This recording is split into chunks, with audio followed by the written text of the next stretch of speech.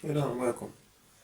This is the fourth question in our JAMB series.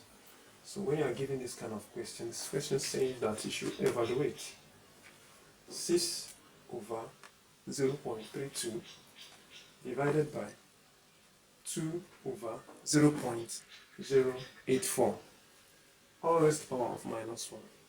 Correct to one decimal place. So after solving all these things, you should correct it to one decimal places.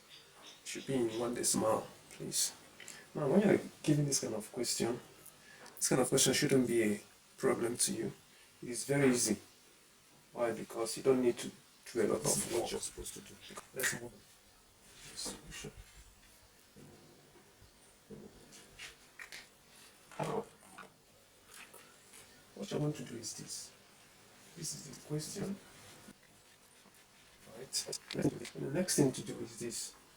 Use your calculator. You see, 6 divided by this. 6 divided by 0.32. Whatever I give you, you write it down. This is equal to 18.75. Remember the bracket. Divided by, then you do this 2 divided by 0.084. 2 divided by 0.084. So what it gives us is 23.8095 continuously. So this first of all of minus 1. Right? Now the next thing to do here is use this to divide this. That means 18.75 divided by this one.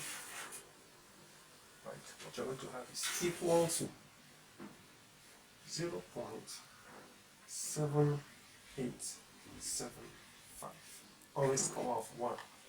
Now, whenever you have anything raised to the power of 1, this is it means you should find the reciprocal of that number.